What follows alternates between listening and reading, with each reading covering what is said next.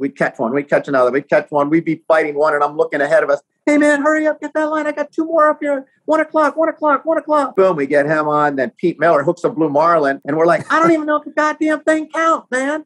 I mean, we got no line left. I got 4 tailors off the bow. We're going 40 knots in reverse chasing this blue marlin. I don't even know if they count. So Kit, is on the phone trying to call Tony. Hey, the blue marlin count?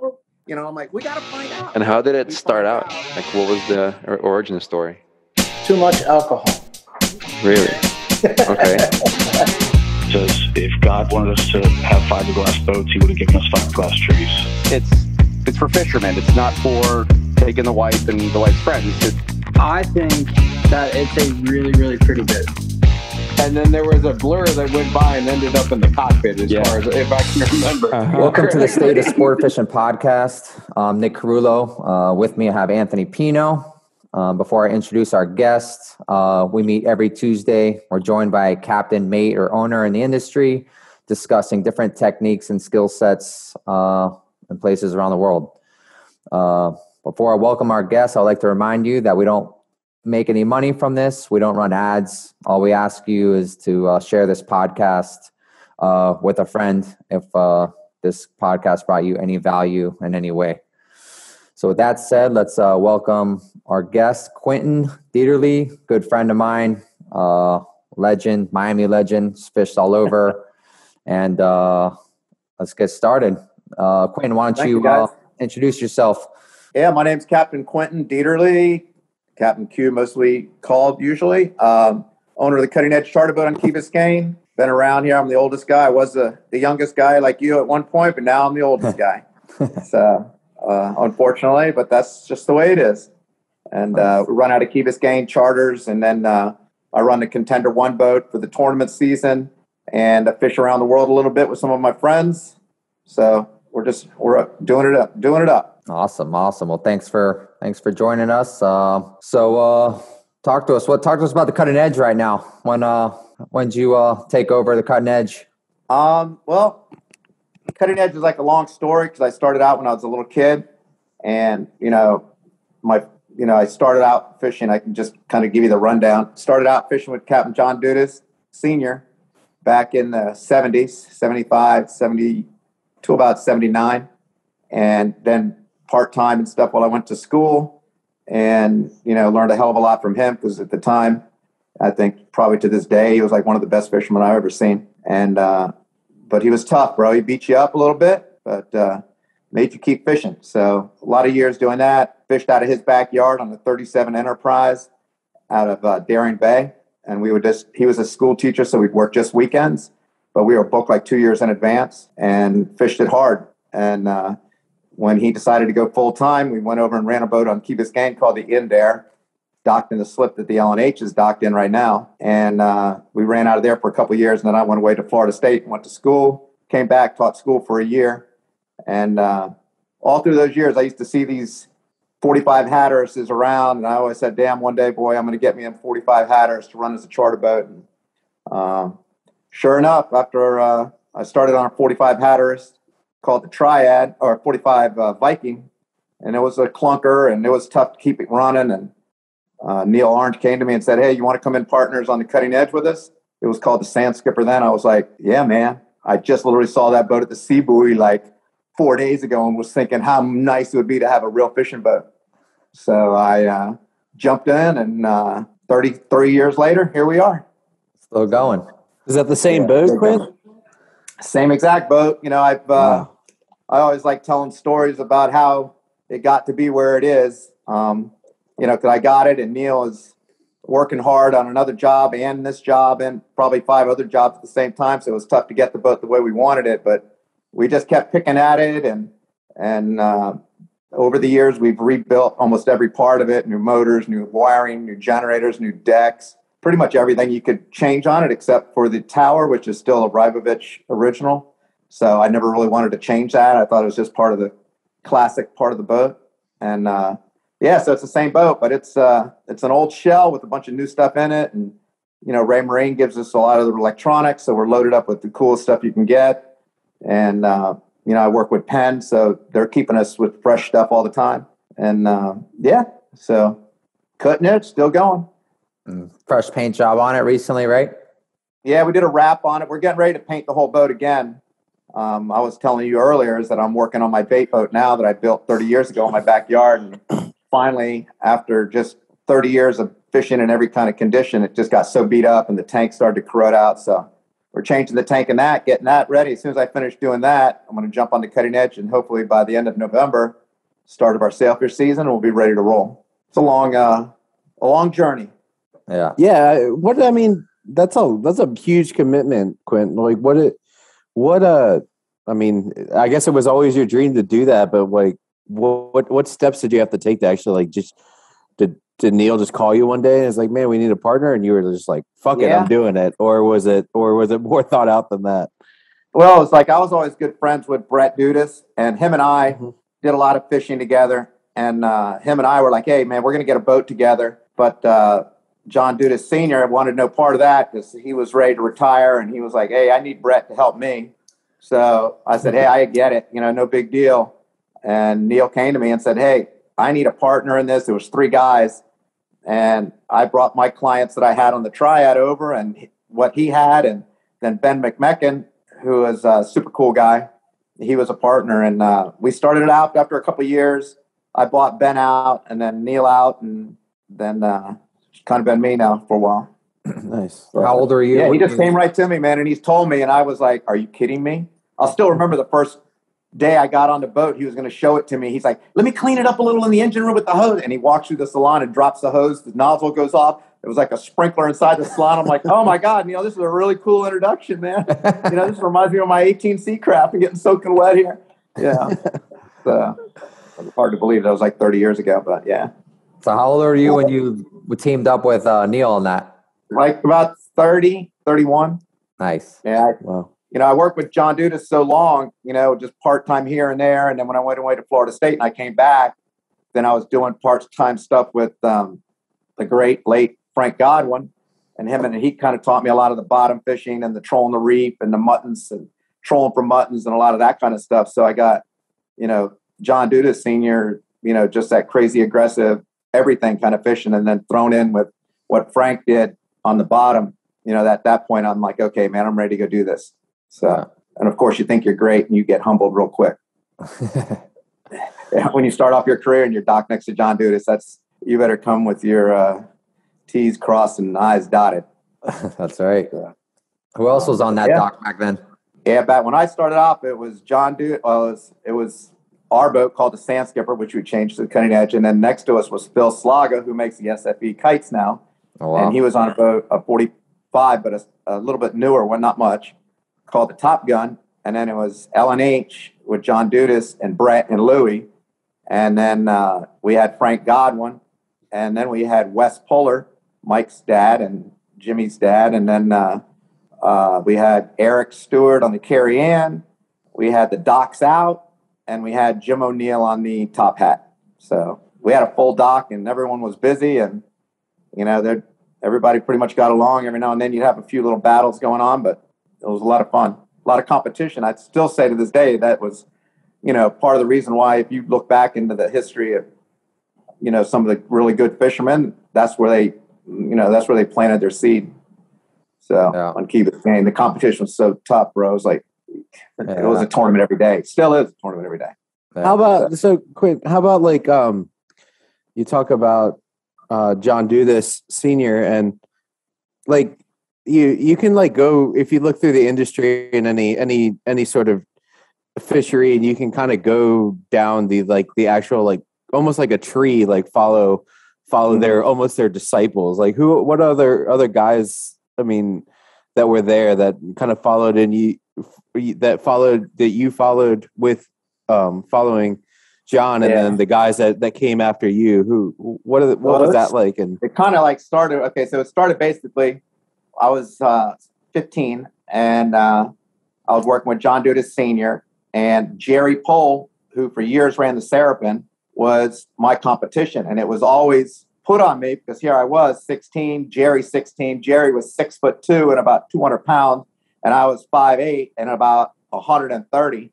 And John Dudas would be like, hey, you got a lot of competition coming up. You better make sure you get your stuff right. better get your stuff right. You better get that. You got a big, strong guy pushing you every single day, so, it was a lot of competition with him, but Jerry was like the initial guy that worked with me. And then it kind of just blossomed off with Brett and Louie. Louie would fill in or ride along with me because he was a little kid then. Mm-hmm. I forget how old he was. I guess he was probably like 10 years old, and he was good back then. And so was Brett. But it started like that. And then with me, like George Lariano, Andy Peace, Albert Hernandez, Dave Brown. But the tree, when you think about the guys, I'm trying to think now, but like Brett Dudas, John Dudas, they're all leaders in the industry. You got Jerry Pohl, leader in the industry. Who else? Just a bunch of guys, that came from that dock, at least from that dock. Brick Peoples, who runs some of the tournaments, he fished on the dock with Frank Godwin. I'm going blank, but there was a lot of guys that came from that tree. I always find that very interesting because it all seems like whatever inlet or fishing town you go to, it all seems to stem from like a guy or two, and then the rest of it kind of takes care of itself. I always find that so interesting. Yeah, I like looking back at it sometimes when Bouncer Smith.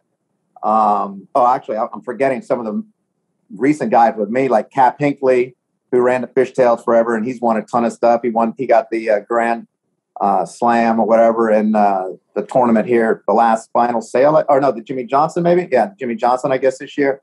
Mike Lawson, and as a recent Ryan Tesoric, and he's moved on to do I'm not sure what, but other stuff. But yeah, it's kind of like where it is. Nice. Hey, I got a question for you guys down there. It seems like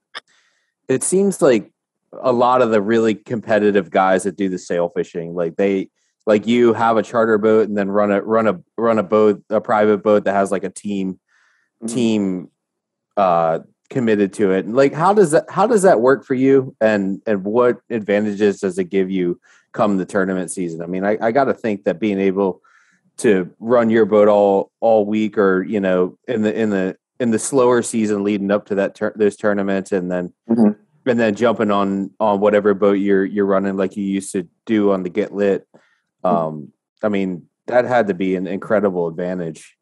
Yeah, it was great because not only do you make a hell of a lot more money than just being stuck on a charter boat, but like Kit Toomey, there's not a better person than he is. Him and Pete and Froggy and Cap and all them, we had an amazing team. But for Kit as the owner, it's not a real money-making thing for those guys. They're in it to have fun. But he never once ever told me, don't go run a charter. He knew, because he's super smart, that the more I'm out there running, I'm running my charter about 6 days and jumping on the Get Lit to go fishing for the day. He knows we know what's going on. We're not playing around. We're not experimenting. We're going right to it. And so he loved that. And, when I started out fishing, the Cocoa Plum tournament back in my day when I started in the 80s was like the biggest tournament around. And, I don't know. It's just, it gives you that advantage. You're on the water every day, and then you jump and fish a tournament. It's like, it's not even like especially fishing like on my dock. It's not even like, it's a tournament every day there too. So it's just like another day, Yeah. So yeah, it's a great advantage. And, all the people that I've worked for, which isn't a lot, I've only worked with 2 or 3 guys my whole time.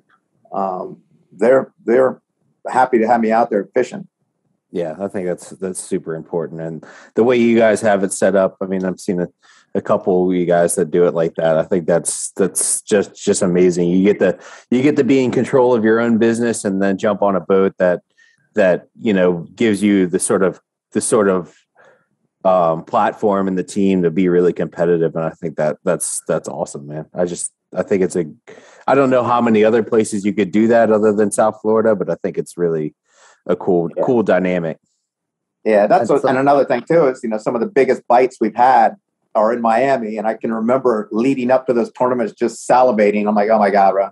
If it's like it was, if this fucking fishing is just like it was this weekend, it's going to get dirty, and we've had some of the grand finales and the on the rip tangles with people, and to me, it's all fun. Some people didn't really think it was fun sometimes, but give us a story if you can about that, because I we up here in Ocean City, we're pretty competitive, and I've been fortunate enough to fish a little bit in Costa Rica in those tournaments, but you're not really fishing on top of each other like you guys down there. And you don't take up half the universe like you guys do with the kites. So I know that it gets super tight and super competitive, just like any sort of cool, funny story or super wild story you got from a certain tournament that you can think of off the top of your head. I got about 10 of them.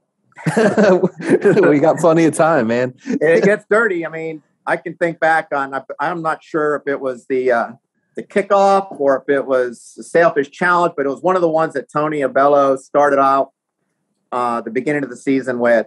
And it was, hopefully it wasn't with me. First day. Huh? I said, hopefully it wasn't with me. No. It was actually with Louis. He'd probably still want to shoot me for it.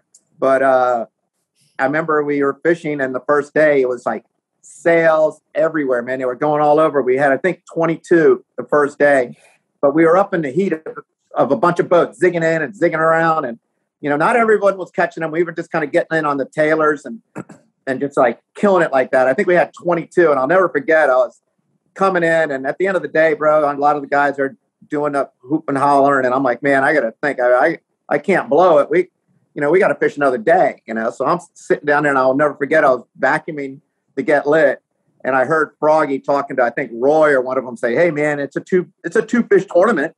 We got 23. Second place has got 21." And I'm thinking to myself, God damn, bro, it is. We're only up by 2 fish. At the end of the day, we caught 23, and we're just barely clinging to the lead. And so the next day we went out, and everybody was like, "Hey, let's do what we do best, bro. Let's just go fight with the best of them. Let's go." hand in hand with them. And I'm like, oh my God, I don't feel like it. I don't feel like that's what we need to do. I think we need to go down and find our own fish. I think that pack of fish is going to be a little bit sour. So, and it had been like that all week on the charter boat. It'd be like the fish were kind of going a mile south, and overnight they go back a half a mile. Then they go another mile, and then they go back a half. So they go inch and south. So I was like, let's run to the south. And it was like a north breeze, and we came flying out by the monument, and we were on the old Get Lit. Everybody went to the north. They're all up to the north. And I'm like, bro, you guys are going to shoot me if we blow this tournament, but we're going south. And so we started running, and it was like 10 minutes left on the before lines in. And I'm running and I'm looking, and I said, when we stop seeing tailors is where we'll stop and fish. They're like, what? I go, when we stop seeing them, that's when we're going to stop. So we just kept running, and we were running and zigging in and out and getting the depth, and we had it all figured out. And we stopped like on the, I don't know, right around the Blue Fire. And I go, okay, man, I haven't seen any here for about a mile. Everybody get all your stuff, put a big spread on the kites, fish them up tight, ready to go if I see a tailor. So sure enough, man, lines of water, I look up here, it's like 5 tailors coming right at us. I'm like, here's all those fish we just ran by, you know. You ready? Let's go. And we caught them. We catch one. We catch another. We catch one. We'd be fighting one, and I'm looking ahead of us. Hey, man, hurry up. Get that line. I got 2 more up here. 1 o'clock. Boom, we get him on. Then Pete Miller hooks a blue marlin. And we're like, I don't even know if the goddamn thing counts, man. I mean, we got no line left. I got 4 tailors off the bow. We're going 40 knots in reverse chasing this blue marlin. I don't even know if they count. So Kit, is on the phone trying to call Tony. Hey, the blue marlin count? I'm like, we got to find out. So he finds out, and he goes, yeah, they count. And we go, all right, let's go. So we turn the bow south, and we chase them down and forward, spin around, get the release. I swear we didn't just, as soon as we got the release, I look, and here comes like 4 more tailors. I'm like, oh my God. And we end up to where it's like, the wind starts coming around to the east. And I'm like, oh my God. And I remember someone on Louis' boat, wound up, called one of our guys downstairs and something. We can't buy a bite. And I'm thinking, at the time, that was like who I was the most worried about, because he has these ways of just catching up, And I'm like, okay, bro, we're up by like 9 fish. And it's like 2 o'clock, 2:30. And I'm like, bro, we can't slack. We got to keep going, man. Keep going. Pete just never misses fish. Kit never misses fish. We end up missing like 7 fish. I'm like, how the hell are we missing 7 fish, man? Next thing I know, Louis is like a quadruple away from us. And sure as shit, he freaking catches a triple inside of us. Now, after all this being like, we're up to like 50 sails in 2 days, and Louis fighting a triple inside of me. And as soon as he catches them all, I'm like, man, 1 more fish, and he's gonna win. We're gonna all this, and we're not gonna win, And I I kind of look offshore and I see a splash, and I look inshore to see if Louis hooked up and he's starting to run. I go, shit, that was a split. There was a sail outside of us. Let's go. We just took off, bro. Our kites are skipping across the water. We ran like a half a mile out. Cap throws a bait. Louis zips inside of me, tries to cut off where I'm casting. Cap hooks the fish. Everybody's waiting to see if we get more. Louis not going to move now. Now we're in battle. It's like, hey, bro, this is too close. We're not moving. And the fish is under his boat. I literally back up to his transom. We dip the rod in the water, go around his boat. Cap catches the fish, and we set up the kites one more time. We catch one, he catches one, and we end up winning the tournament like 51 sails in a blue to 50 sails. Oh, my gosh. And he was just like so mad, bro. He was ready to kill me. Everyone's like, stay away from Louis, bro. He's going to kill you. I'm like, hey, man, it's all battle, But that's just one of them. And up in Palm Beach, when we had 59, we were it was so much fun. It was just one sail after another. Was that the Silver Sailfish Derby? Yeah, the Derby. I fished that day. I used to work on the Billfisher, and we were just out there fun fishing, and then we caught like 17. And I'm like, man, this is I just started doing what little kite fishing I did that season, and and I don't know if you know Johnny, but if we catch 17 and you guys catch 50, like this is a great day for us downstairs. But when you guys rolled in, he was like, oh man, we really just didn't do very well. I'm like, we don't do this, Yeah, no, I get it. That was incredible fishing, and that was the display that you guys put on. You and I think it was the Sandman did really well that tournament too, and maybe the Miss Annie. Incredible. I think it was the Wheeze and the Keys with Zig. Zigger did real well. Hey, Q, before you talk about the Silver Sailfish, explain for the people that don't know the tailors. Tell them what the tailors are and what happens about the condition that we need for tailors. Yeah. So usually, I've seen tailors anywhere from a northwest to almost an east and on. We all see them at different times, but to get that good tail, that good condition, you get that good hard. That day we had a hard almost northwest, but the current was smoking, and there was a swell left over, and those fish they'll just get up on the water. And sometimes, everyone's had debates. Are they really moving? Are they just rising up and down like they do on a wreck, like Kobe is doing a wreck or something like that? Because a lot of times I'll see like a tailor, one of the tournaments we won down south, I kept running back to the Sir Scott range. As soon as I get on the range, here they were, and we'd catch one, and we wouldn't see any for a while. And I'd kind of take a run back to the south, get on the range, and I'd come up on the Sir Scott again. And I'd look at the range, and I'd look, and here comes what looks like they're coming at you, but they're just swimming in the current, almost like stemming the current, like a cuda on a buoy or something like that. So we've always wondered if it's, I know there are definitely days when they're hauling ass south, but there are some days when it's just like, they're not, they're just stemming. They're just kind of holding ground. And that's basically what they are. They call it tailors, but a lot of the times where I'm fishing, from my viewpoint, I see more just the fish in the water, because like Kit used to see them all the time in the pit, because, when you're water level, you see a little bit of the tail sticking up sometimes or whatever. But I see them in the tower. I just see the fish coming at you. But you basically need that wind and swell against the current to really get them to do that. That right? makes it the best. A hard north wind. Oh my God. And especially up off the Juneau Ledge off Palm Beach, you get that current, like an outgoing tide ripping, pushing a current edge, and then a north wind and a swell. Oh my God. That's just the recipe to kill it, Yeah. And then there's a lot to it too. Not just, you can't just ride around and hunt for tailors. Sometimes you have 20 other boats doing the same thing, So, you can't run in their wake. So Dan Kipnis always said, fish fast. It's kind of like how we would do it. We just fish fast, zig in and out. Sometimes we'd go back, leave the boats ahead. Sometimes I'd stay back. I'd say, okay, this guy, I know we can catch him. We know how to catch him. I'm not sure if these guys do. So I would just let them go. And I'd see their reaction to the boat ahead of me. Yeah. Like they make a little turn or something. I'm like, all right, bro, they just saw some, get ready. And we'd swing that boat around sometimes. A lot of times we don't even swing the boat around. We just go nose to nose with them and pitch off the side and let them because sometimes when you hit it in reverse to spin around, they'll push them down. So a lot of times we'll see them coming and we're just like stem right at them, and they just go right at the boat, right by it, and they'll pick up the baits off the side, And so we did that. That's the year we had 59 in the 3-day tournament there. We were watching the trolling boats. and I'd see the trolling boats take the turn every time they'd have a bite, and I'd slide out and, you know, I never got in their way because they're trolling, but I would react to their reactions, and that made it like for a really amazing day of fishing. They were tailing in that tournament. Oh my God!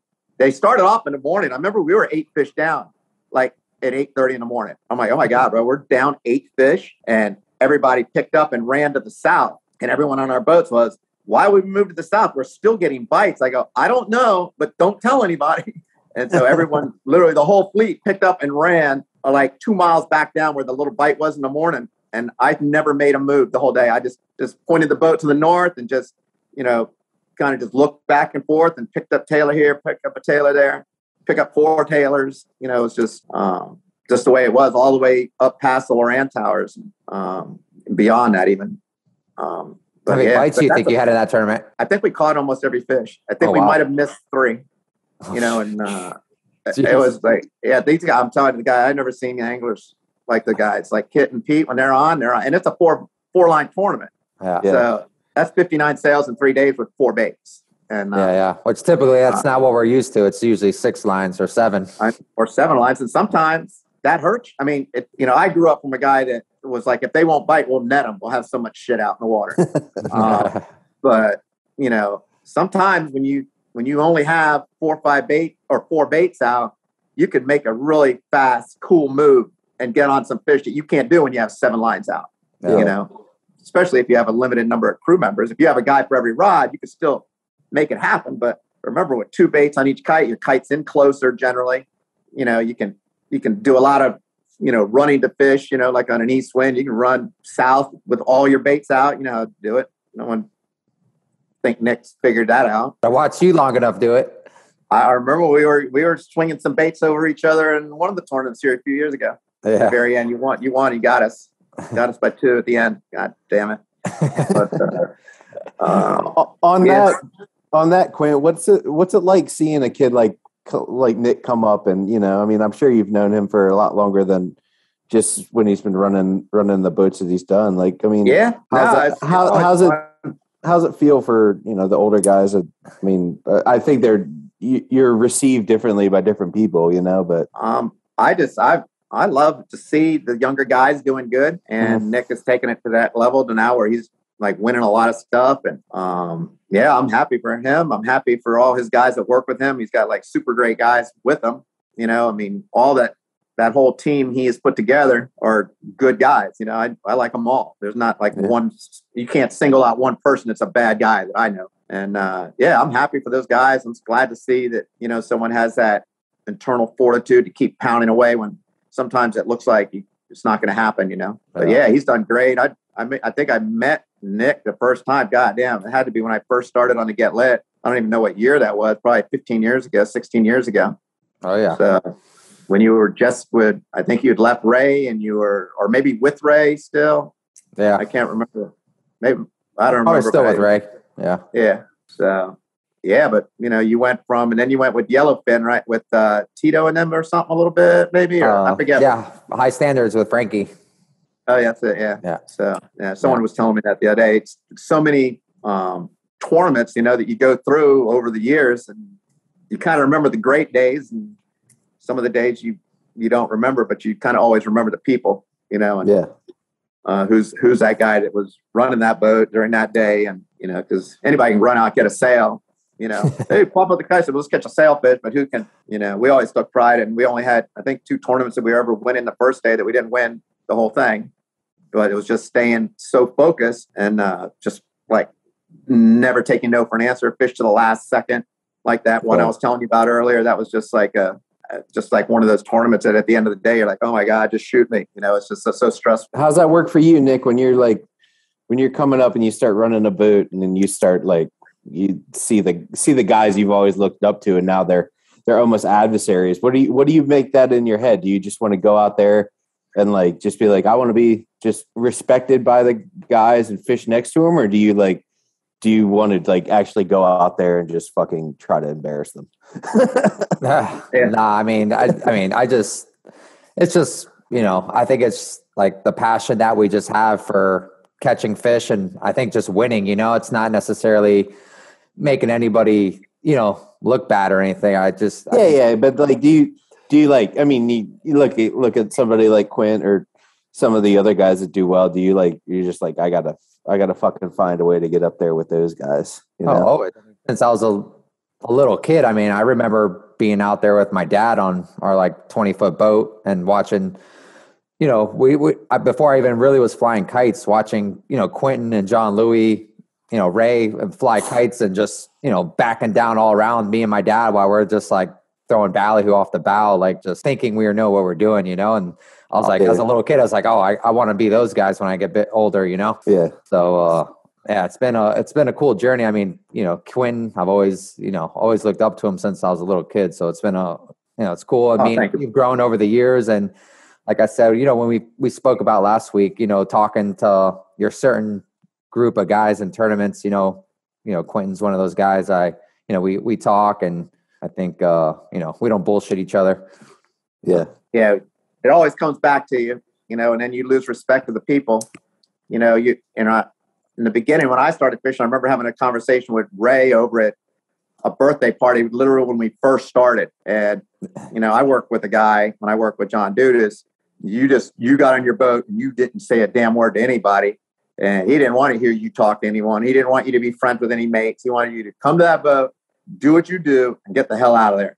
And, so I remember talking with Ray going in. He's like, well, I think there's a pros and the cons to the networking, and Ray's the king of the network. So I'm like, I don't know, man. I'd rather just go out and beat it down like I do. And I'll take what I get on my own. And I'm not going to ask anybody, because I don't want to have to owe somebody. And but I mean, I still remember too, down in Key West, we were fishing the World Sailfish.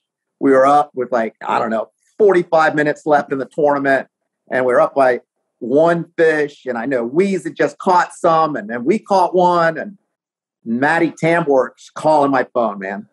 And he's a friend of mine. And I'm like, man, no one knows where I am. Do I open up the floodgates? I mean, and I'm like doing the math in my head. How long would it take from them to run at Sand Key all the way up to where I am? Lou, do you think they can get it? And maybe see Taylor's on the way. But I was like, man, I'm going to do the good karma thing. And I answered the phone. And I swear it was like, I'm like, Matty, girl, between me and you, this is where I am. They're tailing. We're seeing a few, not a lot, but they are tailing. And I hang up the phone and I look to the east down there. And I'm like, I don't believe what I'm seeing. There's two sails swimming at me like 250 yards away, like a sailboat. Literally their sail blowing in the wind. They're just like coming at us like about 1 mile an hour. And I'm like, Froggy, Claudio, there's two sails coming down sea right at us, like now 150 yards to the east of us. And we throw the bait. One more pops up. We catch 3, win the whole tournament. And I was like, God damn it. I win the tournament and I feel good that I didn't screw over my buddy and not take his call when he was dying to get a bite. But that's kind of like the networking. It could kill you or it can make you. But, there's a lot of networking involved now because it's not only are you talking to fishermen, but you're talking to friends that you have out fishing for the day. You're like, hey, man, are you fishing today? Or are you on the charter boat? Or, hey, this commercial guy's fishing off of the counties and I see birds all around them, man. Do I drift by him? Is that ethical? Or, because of the chumming. And so it's exciting, it's just part of it though.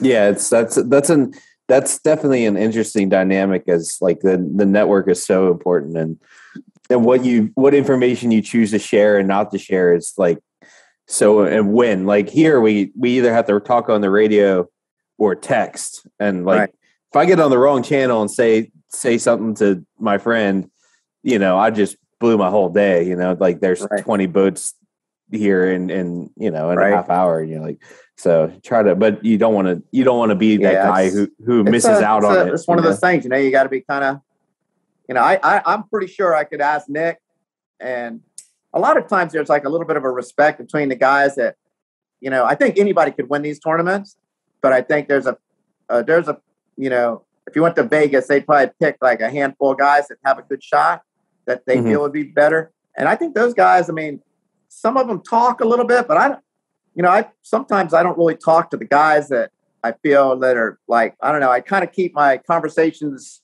to a minimum, but when I do, it's like, I'm like cautious who I tell stuff to because, Yeah. I could catch 2 or 3 sails and go, hey, Nick, bro, we caught 2 or 3 sails up here off Juneau and they're tailing up here in 80 feet of water. And in 2 seconds, I look back and here comes the showtime and they're sitting right there and they got great fishermen on the boat. And then you blow your cover. But if someone does ask me, I always tell them, it's this is what I'm at, bro. I'm not lying to you. And I don't turn my phone off and my battery didn't die. And, I don't know what happened or all that, I remember the tournament you were at Fowey. I think it was in like one of the JJs, and JC was at Conch, just railing him at Conch, and Quinten's up at Fowey, and which is how many miles is that?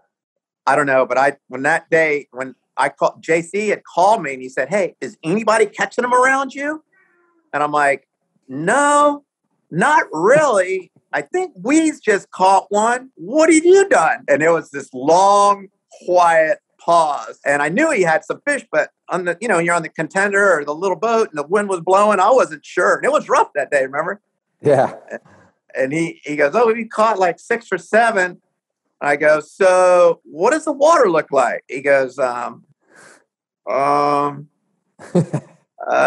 like 3 knots of current, purple water. I looked at Joe Niebuhr and I said, purple water, 3 knots of current off Conch with a northeast breeze. That's like every ingredient you need. And I said, how fast can you get us there? And he goes, reel them out, boys. And I said, here, run the boat, Joe, because he can run that thing better than anyone. And he punched that thing down there. And we flew to Conch. And it was, we hit some waves coming off the reef. I thought, oh my God, bro. And we put them up and we catch 7 sails in I don't know how long, like 10 minutes. 10 minutes. Yeah, it was like 10 That's minutes. awesome. And JC just calls me, and as quiet as he is, he goes, did you just catch 7 sails? I go, yeah. He goes, is that you right north of me? I go, yeah. He goes, oh, man. Oh, man. Just like that. I was just like, I'm sorry, man. I thought you knew where I was. He goes, oh, I knew. But JC's so quiet. He didn't know what to say. I'm like, oh, I felt bad. But, that was probably one that he wished he didn't get. How many miles is that? Like 60, 50 miles or something? Oh, it was a solid hour and 10 minutes of running. Jesus. Yeah, running at 60 miles per hour. What kind of boat was that? We got inside. We were on a 39, and we got up on the inside in Hawks Channel, and we just hugged the shoreline and just blazed until we were, basically straight out. And then we hit the reef, and it was like 3 knots in a northeast. 3 knots of current, purple water. It looked like you were in, God damn, bro. You look like you were in, like, I don't know, the best looking, like Long Island or something. It was like the best water.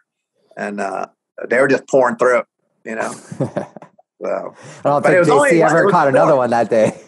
it was short. It only lasted that, but right after that, it almost died off. I think we caught like 1 or 2 the rest of the time.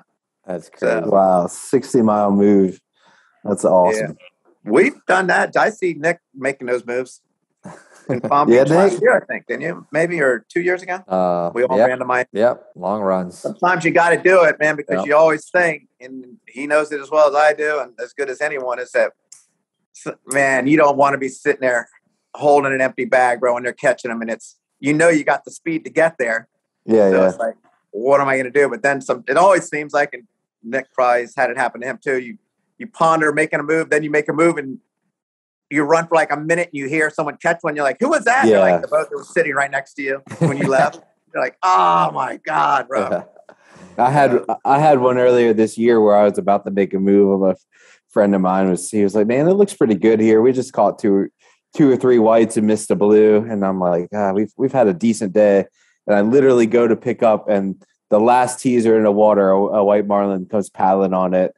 We catch him, and I'm like, oh man, I think I'm just going to stay here. Like I don't want to be that guy. And then Ronnie Fields came running. That the next fish I caught, Ronnie Fields came running by me, and I was like, oh man, we've been circling this thing for a while now, and I want to catch him, but I'm watching him run by me, and I'm like, if I back up, he's going to stop. And sure as shit, I started backing up, and he stopped, and he started catching them immediately. But I hate when you do that. You make that run, and you're like, oh man, like just the 2 boats that were right next to you, just catch a couple. And it's like painful.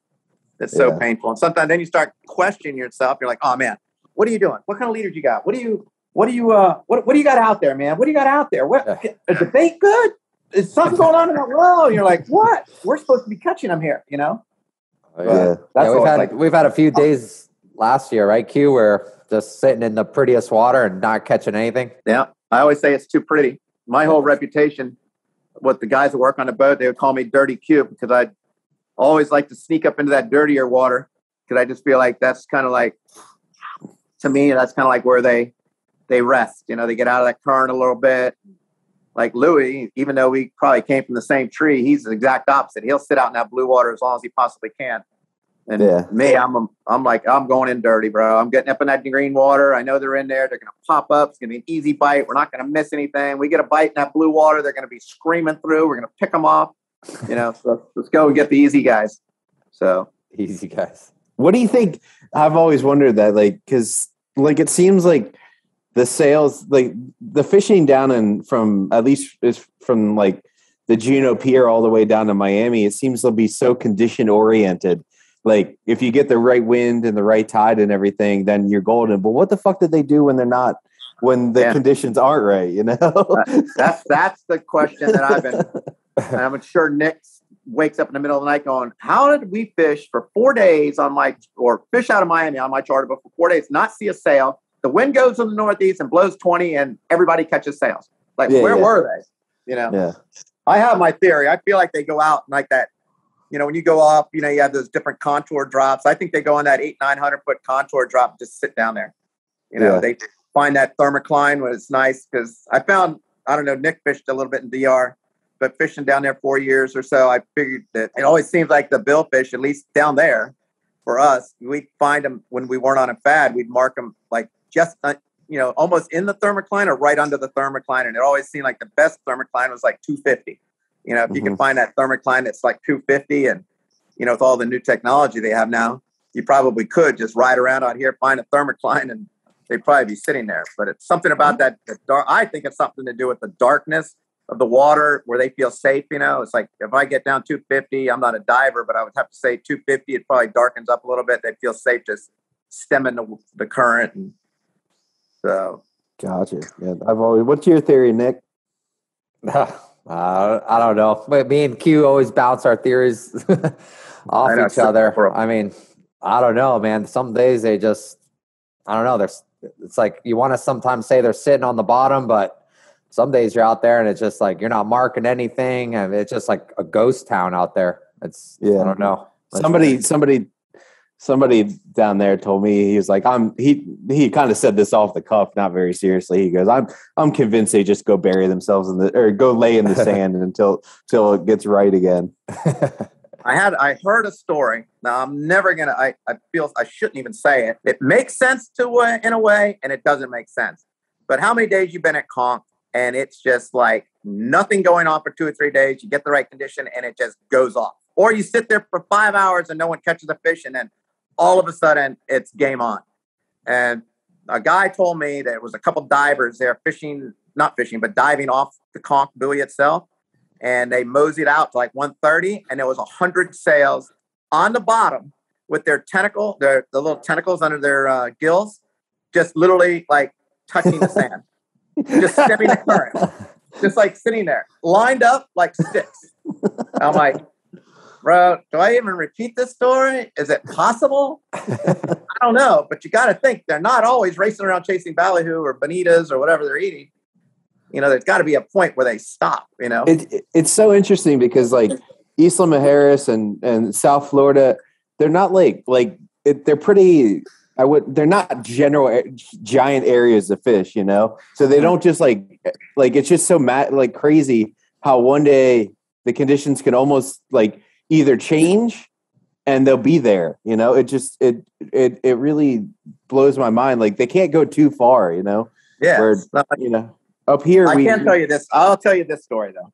This is a true story. So for 4 days we fished off Miami, right? No fish, but there's been no wind, right? So it was like probably November, right? And my buddy Froggy comes out and he's like, yeah, man, I got to catch these guys a couple sails. And I go, bro, there have been no sails around. And that's in the morning. right? So by like 11 o'clock, he comes out. He's on his way out. He calls me because, "What do you got?" I go, "Bro, you won't believe this. We got a couple sales." He's like, "God damn, there was no sales around." I go, "I know, but I didn't catch them on the edge. I caught them all offshore on free jumpers." I'm like, he's like, "What?" I go, "Yeah, man, I've seen like 10 free jumpers out here and they're all going west." I'm like, so as he's running out, I go, hey, I'm calling him on 80. I said, "Get your ass over here. I just saw like 2 free jumpers right here next to me." So we're fighting one, and he runs a little bit to the west of me, and he sets up a bait, and he gets one. And when I look in the water, there's 20 sails swimming by going due west. Literally due west, like 10 feet down. And we ended up catching like 5 sails that day, all offshore and like 500 feet. Crazy. What does it mean? You got to think they kind of move with the sea, maybe they sense something, maybe they feel the barometer dropping or rising, and they just, they come up, I don't know. There's something to it, but I don't know.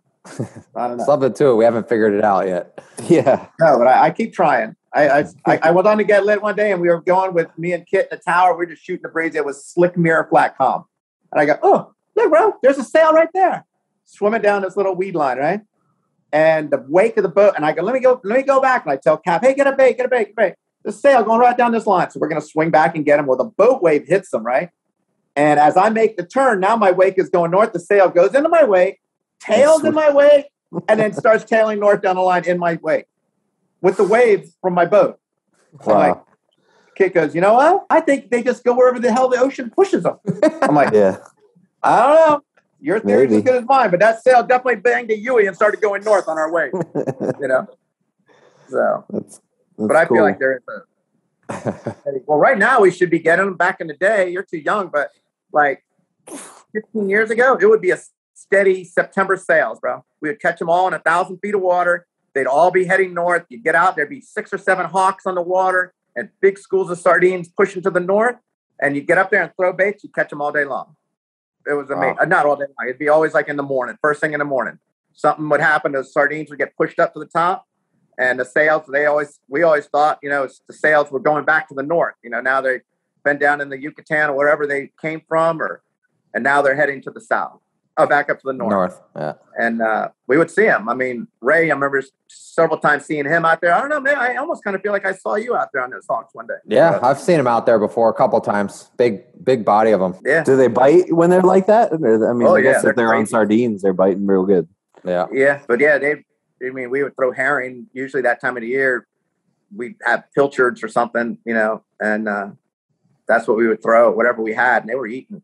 You'd catch 2 or 3, but it wasn't a long-lived thing. It happened in the morning, and then maybe a little bit in the evening you see them. But something about the light, I guess, drawing them up and everything.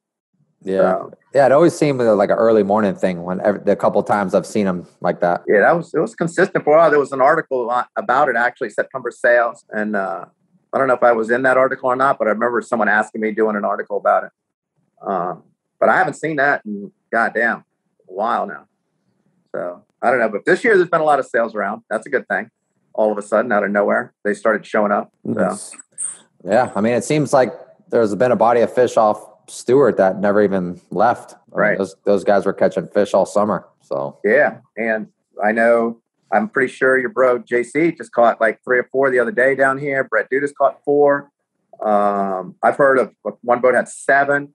So there's been some fish down by the Sir Scott, and I think nobody's fished up north. But if they had the condition, I would probably think they'd be up there on the counties too. Yeah. I don't know how long it'll last, but I remember last November we had some great fishing during that Miami Billfish tournament, whatever it was, shower and valleys everywhere.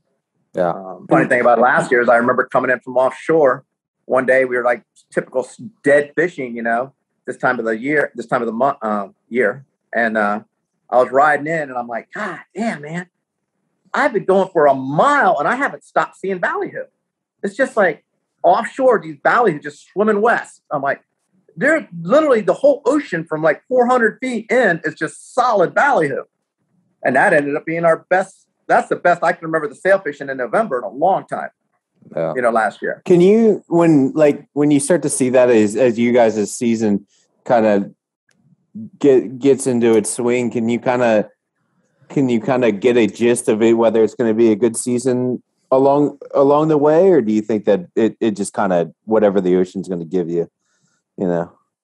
I don't know how Nick feels about it, but I don't know. I mean, I feel like a couple of times I've thought it was going to be a great year. It wasn't a great year. So yeah, it is. That's the way. Like this dolphin season was really bad, and I remember in the beginning of the year, when the season basically should have started, we were like, "This is going to be a great dolphin year," and then it ends up being like our worst dolphin year ever that I can remember. We've had no dolphins all the way up here, Quint. I have no idea why that is. Like typically this time of year, you know, we haven't had that much grass either come in on the big eddies that we watch, and they pull water off the Gulf Stream, and we haven't, like, typically we just get annoyed by dolphins over the course of the day.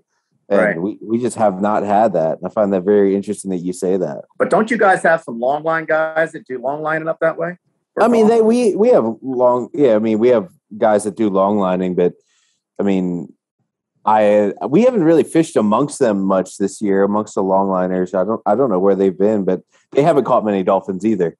So I'm not exactly sure, you know, what. Maybe, I mean, they catch some, but I don't know. I just find that really interesting that you say that, and I just kind of noticed it. I was like, man, we didn't really have great white marlin fishing up here either. But you know, sometimes we have, some people have a theory that the mahis and the dolphins and the marlin kind of associate with each other up here, and I mean, that would be proof, because it was very slow. I mean, I wouldn't say it was slow, but it was kind of tough fishing for the fleet this summer up here. So I find it very interesting that you say that there's not many dolphins, because I feel like I don't think the white marlins live in the Gulf Stream, like the white marlins that we get, but I feel like the mahis that we get and the blues come off the Gulf Stream, and it's the same current, you know, that you guys fish.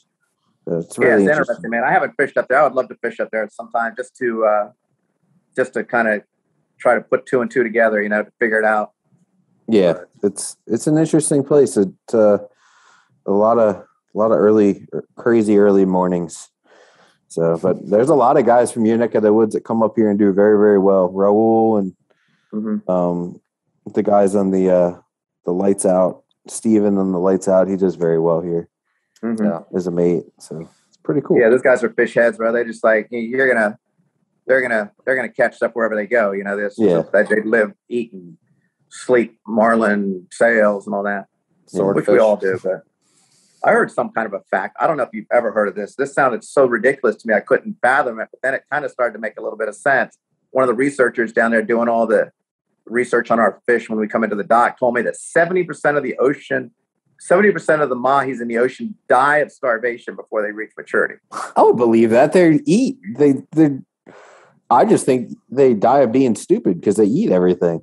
But yeah, I could see that. That, you know, if you get in an area where there's no bait, or, you know, if you're a little mahi, you know, it's a big ocean. What do you do? You know, and they eat so much and they grow so fast that they could starve. That kind of I don't know how accurate that statistic is, but it kind of makes sense, you know? Yeah, I'm like, how would you even get that statistic? But they seem to know. You've been counting them. Yeah.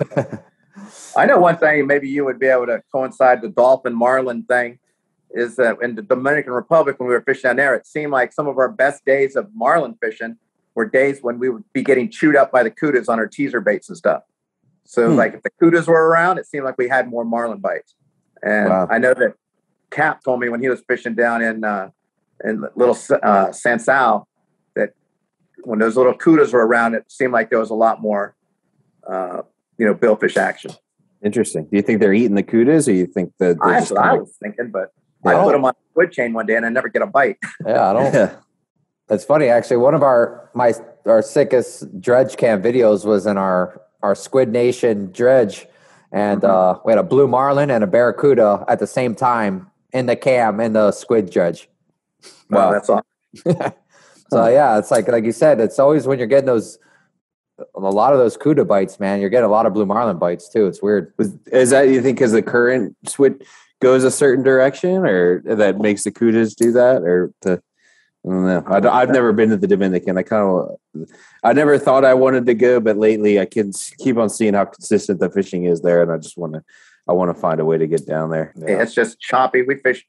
I think we were at like 17 days in a row we fished, and I tell you, I didn't think I was old until then. I was like, God damn, bro, but it's like easy fishing on the way home, because that wind drops off every day. But that morning going out, bro, it's a steady 20 every day coming across that reef, and they were just like straight up and down. Wow. It's like you get that 40-minute run, and everyone's down there throwing up, not the crew, but the guests, and then you got to talk them back to health, and then once you turn and went a little follow and see, they'd be all right for a while. But it was worth all the action you got, because Did you always fish the fads, or did you guys fish off the fads a little bit? We fished a lot up off. There's an area called the Three Rocks, and we went all the way over. I can't Capucho, or I can't even think of the name of it. What is it? Pachincho. Yeah, Petita. Yeah. So we ran over there a couple of times. I had the biggest marlin I've ever seen over there in my entire life. Come up a dredge, ate a whole dredge. Just kind of got up in it, and I looked to my right. Like, why is the dredge even with the outrigger? And his tail, I swear. And David Hyde had him on. He bailed off, and he came up and ate a little bait behind the boat, and we ended up not getting him. But he was goddamn, bro. I don't even want to put a number behind it, but I'll never forget that fish. But in a school of skippies, halfway there, Nick. You know how you go halfway from like Three Rocks? There's that one. It's like a big contour that everyone runs right by it. And we stopped one day and we fished it. And we had great luck. We caught like 3 blues there. Nice. But bigger up on fish, our right? Squid Nation squids.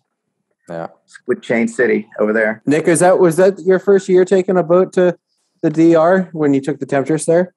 Yeah, I mean, I did a couple little trips, not as a captain. Nothing for an extent amount of time. But yeah, that was, I'd say, my first trip, especially as a captain and fishing. I mean, you putting some good days in there. Yeah, you did amazing. I mean, there was days where you catch like 10 like a week straight where you were like catching like 10 a day. It was ridiculous. Yeah, we had a couple good days for sure. I mean, it was, and that was before we got the sonar too. So that was pretty cool. Before, you guys wanted to tell me about that because everyone's talking about it. I've never fished with it. Do you think that turns it around on sail fishing too, or you think that's just blue marlin fishing? Or I mean, for what you guys do, sail fishing, Quint. I mean, I haven't done it enough. I'm sure it would help, but I don't think it's going to be as big of a factor as maybe it is up here or, in Costa Rica where you're fishing deep water. I fish anywhere between 45 and the abyss. 45 fathoms in the abyss. And, you get in shallow inside of, 300 foot, you kind of, the scope of what you can see because the beam gets the bottom a lot. It kind of makes it very hard to work. But if you're out 100 fathoms or deeper, and you're in the right spot, you can fucking waylay them. Whites, tunas, whatever. I'm not to the point where I know some guys here, they got, I don't know if they're dialed in on their sonar or their bottom machine, but they're like, some guys are just like, throw the pitch bait even before the freaking the blue gets there. But I just come up to a mark and I'm like, huh, that's interesting. And I was like, I'm pretty sure that's a marlin. And then there's like a 300-pound blue behind it. And sometimes then there's a 40-pound white. I can't really tell the difference, but it's a fucking tool, man. I can't be disingenuous and say it doesn't help because it absolutely fucking does. Yeah. Mm-hmm. So, I mean, what's your experience, Nick? Yeah, no, we got to have it. I mean, if you want to compete, I don't think, at least not yet. I don't know how beneficial it is right now for the sail fishing and the shallower water. I know Raul in the Bar South was playing with it. I know he said he was marking some bait and I think even marking some fish with it, but I don't know. With the sail fishing, I don't know. I think it's hard. We're moving around a lot.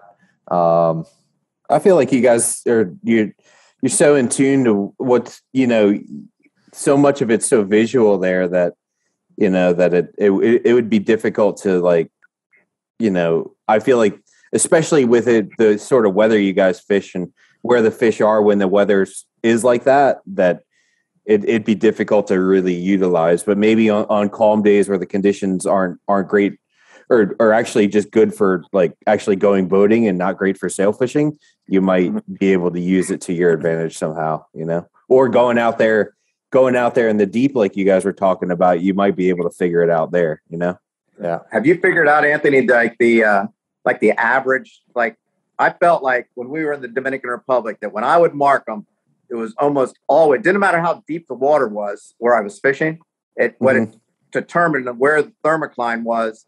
And a lot of times I'm like, okay, so this makes sense. If they're in a thermocline and the thermocline's up to 40, 50 feet as I would work toward the south, that means they're going to be a lot closer to see the bait, But then I started changing my theory where I don't feel like that. I feel like there's a depth that they like.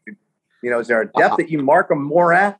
I definitely feel like when I'm marking them good with the sonar and my bottom machine, they're anywhere between 80 and 150 feet down. Like I feel like that's where, and when I do get close to one or drive over one and mark it really good on my bottom machine, they're coming, 100, 120 feet. I've had a couple when I know that I find it very interesting that down in the DR, you're not the first person that said, oh yeah, I got a bite from a fish, 250 feet down. Like I would never expect to see that fish, So, yeah. But I definitely find that it works better. And as far as the thermocline goes, like I feel like I've been in areas where this year or a couple of years ago, an older captain that'd been fishing here for a long, long time, he was like, man, I never catch anything when the thermocline's up in 40 to 60 to 40 foot. And I just kept that in the back of my head. And now, like, if I fish an area and the thermocline's like that shallow, I'll move because I don't feel like I'm going to get a bite. And then when I find an area that it does dip down to 100, 150 foot, I feel like I'm like, oh, look, there's a mark and here it comes, Right. So it was definitely 250 down there. When that between 2 and 250 that was like magic. It was like, that's where if I could find the fads that were in that, when I was fishing the rocks, I don't know about like fishing the rocks and stuff, but fishing the fads, you find the fads that thermocline was riding 200 to 220, 240. You get them. And I have some that literally like, you see the fish is like at this the angle. mark up coming after you. Yeah. It's like, he's coming. Watch out.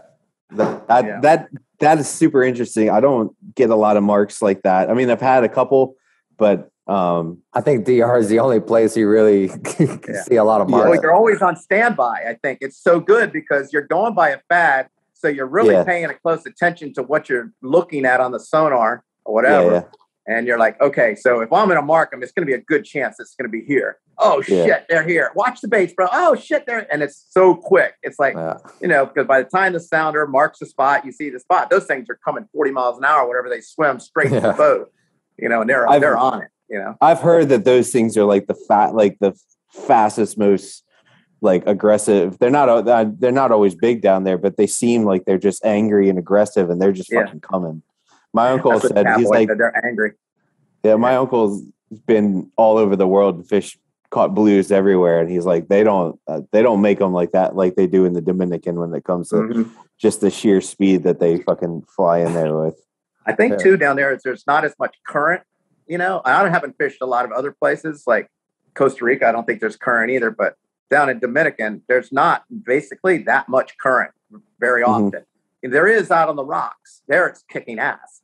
But up, like, what is it called? I forget what it's called, that area, but where the fads are, there wasn't that much current. You go by the fad, it's barely moving. So those fish are fully energized, plus they're eating probably anything they want. Our mate, Froggy, jumped in the water and sat on a fad, went down. He stays down like 18 minutes, but he sat down there on one of the fad and just watched. He said it was like the Seaquarium, bro. Everything is in still motion. Nothing is moving. Everything is just like hovering in space.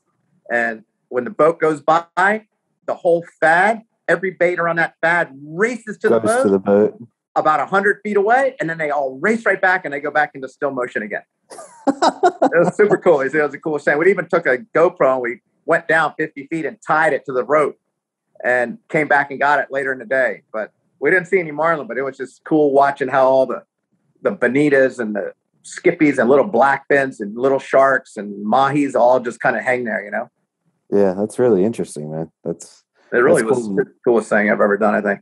Cool to know. That's really interesting because I feel like I've done that where like bonita, I'll troll over a thing of bonitas and I won't see them, but I know they're just back there following the boat. Yeah. They're coming, they're and hot. you like jig a bait or you just like pull the dredges up and it's like bang, they're there. I do that with tunas a lot. Big yellowfins up here. You'll be like, man, I just marked a giant school of yellowfins, and then I'm like, hey, I'll just like drop the teaser back and then wind it back up and it just get crushed, and then next thing you know, everything's destroyed. Right. It's crazy. A lot of crazy things go on down there. Yeah, it's so I got to make it down there, man. I feel like it's such an interesting place. When I think about it, I'm like, oh, as a captain, I don't know how much I enjoy just going by the fads, but getting bites is getting bites, and I'm sure there's a trick to getting bites so you can try to maximize your opportunities on the fads too. Mm-hmm. Yeah. Oh yeah. And it's actually for a captain, fishing the fads. It's not as it's not as easy as it sounds. I mean, obviously, you're fishing around a buoy, but at the same time, it's rough as shit. And then you have to make sure you're not gonna, catch your teaser line in the fad, and then going into a turn, you got typically, at least when we were there last year. I mean, typically, you're not just seeing one fish; you're seeing multiple, and trying to get a hook on the other fish. So it's a lot going on. Yeah. Especially when you get 2 or 3 up on the baits at one time and they're eating the teeth. You can't pay attention to where the boat's going because you're coming up on the fad and you're pulling a teaser by hand as fast as you can, and you look down and there goes the fad right by you. Like, oh shit. Yeah, you pull your left teaser and your one's coming on your left teaser, and you look and the right teaser is ripping line. You're like, fuck. Yeah. And ripping the outrigger off. We did that. I said, Cab, how's that drag set? We put a long range out without a squid, just a long range lure out, and we ran it off an 80, little stubby 80. And I go, yeah, he's up on that fucking long range. He's like, I'm gonna get it away. And he starts trying to reel it away. The thing plows on it, the drag's locked up. All of a sudden I hear the whole outrigger comes down. I'm like, oh no. And I was like, oh boy, we're in trouble. But luckily we had our boy Kelly on the boat. He disassembled that thing. We tied it to the hardtop and we were back fishing in like 10 minutes. Oh, that's awesome.